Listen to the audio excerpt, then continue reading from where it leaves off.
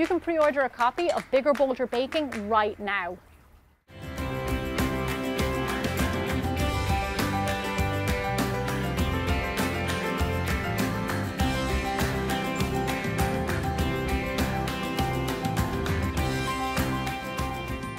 Hi bowl bakers.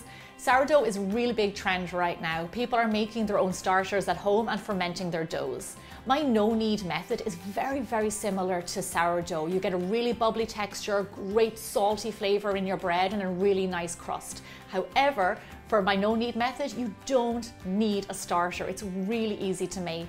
I am going to show you how you can make no-knead English muffins. As always, the recipe can be found on biggerbolderbaking.com, and make sure you head over to my website because all of my no-knead recipes are over there. So you want to start out in a nice big bowl because you need to give your dough room to grow. Into here, I'm going to add in my flour. Add a little bit of salt on one side of the bowl and give it a mix. Then add your instant yeast on the other side of the bowl and then give that a mix.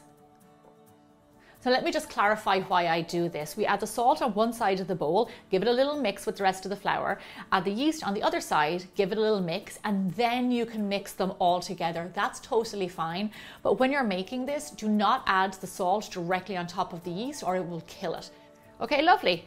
That's our dry ingredients. I'm going to set this over to the side and we're going to mix together our wet ingredients. So into a separate jug, we're going to add in some milk, water, and a little bit of butter.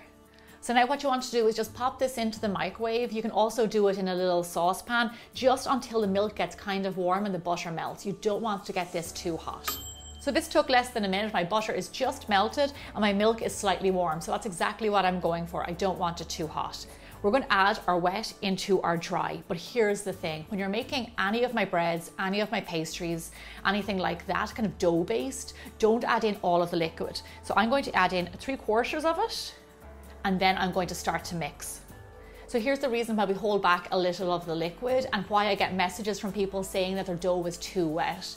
What happens is that flour all over the world, even in different counties, states, whatever, is different and absorbs liquid differently. So for everybody to get the same results, I want you to hold back a little bit of liquid, give it a mix, and then like I can see mine now is a little bit dry, so I'm going to add in a little bit more of my reserved liquid, bring it together until it forms a kind of a sticky dough like this. It's not too wet and it's not too firm.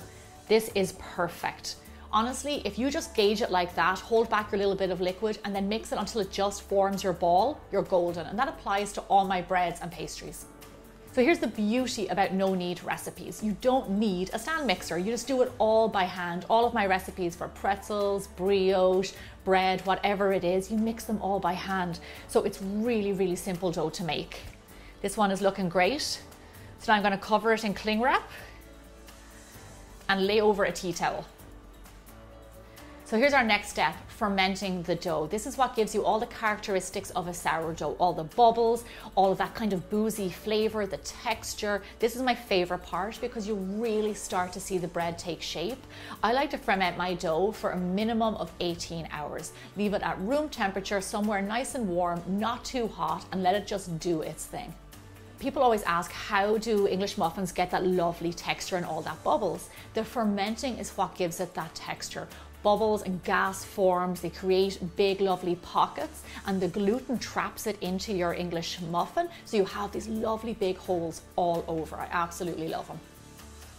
So after 18 hours, your dough should look like this. Risen up, almost doubled in size, and really bubbly on top.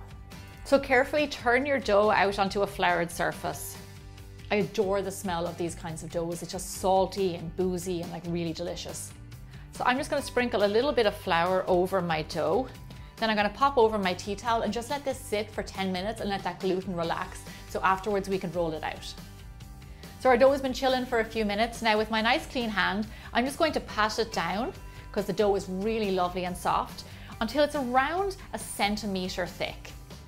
So now to cut them out, I'm going to use my scone cutter. This is 3 inches, it's a nice good size. And then just go ahead and carefully cut out your English muffins. Then once they're cut, lay them on a prepared baking tray.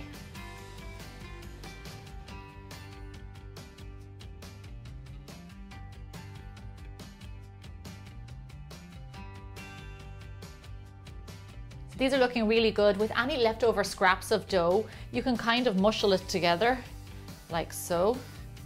Press it down and you can keep on getting more English muffins. So all in all, this recipe will make you around 10. Really always when making bread dough and things like that, you always get one little last guy who's kind of knobbly and doesn't look as good, but will taste great. So I'll pop him on there too.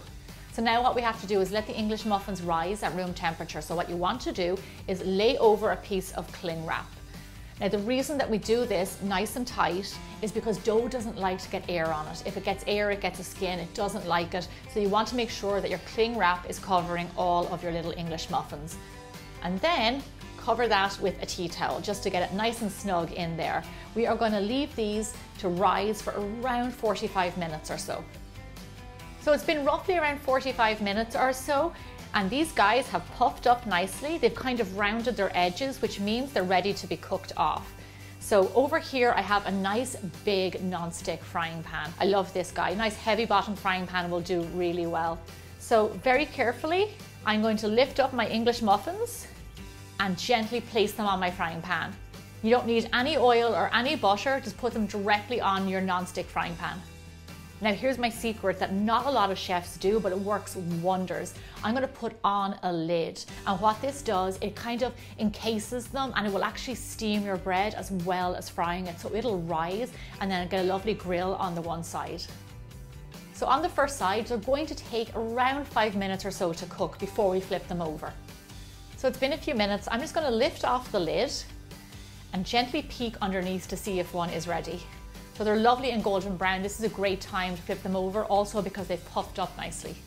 So once you flip them all over, they take less time to cook on this side. So you're talking in and around maybe 3.5 minutes. And you just want to get them nice and brown like the other side. One thing you can do at this stage, you can leave off the lid. They really take no time to cook at all. I'm cooking them off in 2 batches because you don't want to overcrowd your pan. Just give them a little bit of space so they can grow and get nice and bubbly.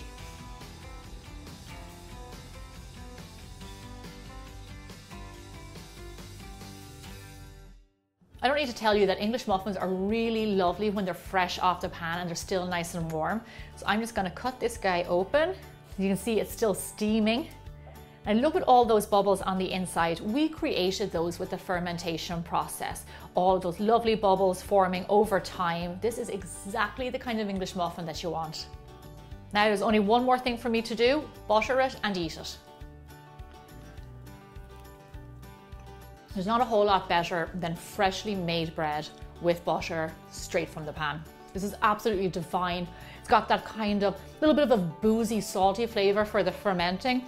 All those bubbles, all the little nooks and crannies that the butter got into. This is heaven. Head over to my website right now where you can find this no-knead recipe and lots more for pizza, pretzels, brioche, loads of lovely things. I'll see you back here really soon for more bigger, bolder baking.